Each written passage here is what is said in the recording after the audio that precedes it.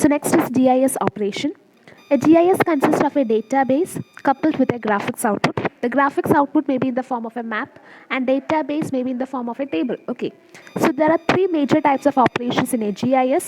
First is access methods, analytic operations, rendering.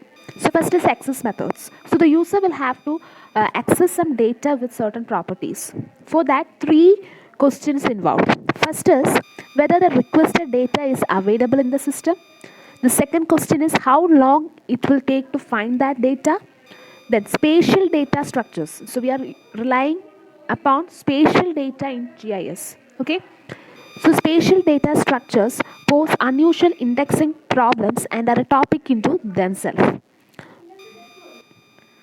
Usually, some variation of a quad tree or for 2D and O tree for 3D is used. Okay, so for spatial data structures, okay, for spatial data structures, so we can there is variation of 2D as well as 3D. For 2D we use quad tree and for 3D they are using O tree. The third question is how the user will access the data. Okay, for that we can use a query language SQL. Okay ഇത് നമുക്ക് പെട്ടെന്ന് നോക്കിയാൽ അത് വായിക്കുമ്പോൾ നമുക്ക് എന്തോ പോലെ തോന്നും ഇതെന്താ ഉദ്ദേശിക്കുന്നതെന്ന് വെച്ചാൽ GISൻ്റെ ഓപ്പറേഷൻസ് എന്തൊക്കെയാണെന്നുള്ളതാണ്. ഓക്കെ, അപ്പോൾ അതിന് ശരിക്കും 3 ഓപ്പറേഷൻസാണുള്ളത്. അതിൽ ആദ്യത്തെ ആക്സസ് മെത്തേഡ് എന്ന് പറയുന്നത് ഒരു യൂസർ നമുക്ക് കുറച്ച് ഡേറ്റ എലമെൻറ്റ്സ് ആക്സസ് ചെയ്യണം, ഒരുപാട് പ്രോപ്പർട്ടീസ് ഉള്ള ഡേറ്റ എലമെൻറ്റ് ആക്സസ് ചെയ്യണം. അപ്പോൾ അതിൽ ഒന്നാമത്തെ കാര്യം നമുക്ക് ആവശ്യമുള്ള ഡേറ്റ എന്ന് പറഞ്ഞാൽ സിസ്റ്റത്തിലുണ്ടോ എന്ന് നമ്മൾ ആദ്യം നോക്കണം. രണ്ടാമത്തെ കാര്യം അത് എത്ര നാൾ നമുക്ക് ഈ ഡേറ്റ ഫൈൻഡ് ചെയ്യാൻ അതായത് കണ്ടെത്താനായിട്ട് എടുക്കും. ഓക്കെ, അതിപ്പം സ്പേഷ്യൽ ഡേറ്റ ആണെന്നുണ്ടെങ്കിൽ നമുക്ക് 2Dയുടെ ഇതിലാണ് കിട്ടേണ്ടത് എന്നുണ്ടെങ്കിൽ ക്വാഡ്രി എന്ന് പറയുന്ന ഒരു പ്രോസസ്സ് എടുക്കാം. ഇനി 3D ആണെങ്കിൽ OTree എന്ന് പറയുന്ന ഒരു പ്രോസസ്സ് റിലേ ചെയ്യാം.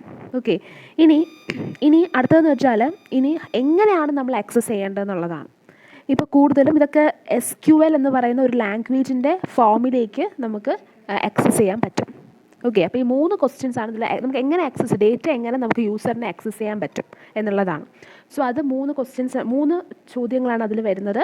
ഒന്നാമത്തേത് നമുക്ക് ആ റിക്വസ്റ്റ് ഡേറ്റ സിസ്റ്റത്തിൽ അവൈലബിൾ ആണോ, രണ്ടാമത് എത്ര നേരം എടുക്കും ആ ഡേറ്റ ഫൈൻഡ് ചെയ്യാൻ, മൂന്നാമത് നമുക്ക് ആക്സസ് ചെയ്യാൻ പറ്റും, ഏത് ഫോമിൽ ആക്സസ് ചെയ്യാൻ പറ്റും എന്നുള്ളതാണ്. Next is analytic operation. Analytical operations allows the user to combine data to produce new data.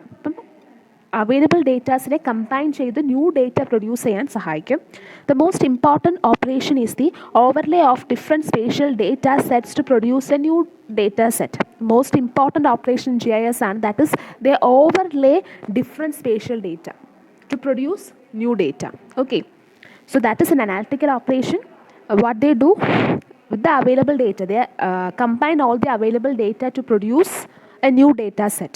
For that they overlay different spatial data. Okay, for example ഒരു എക്സാമ്പിൾ പറയുകയാണ്. ഇപ്പോൾ ഒരു ബയോളജിസ്റ്റിന് നമ്മൾ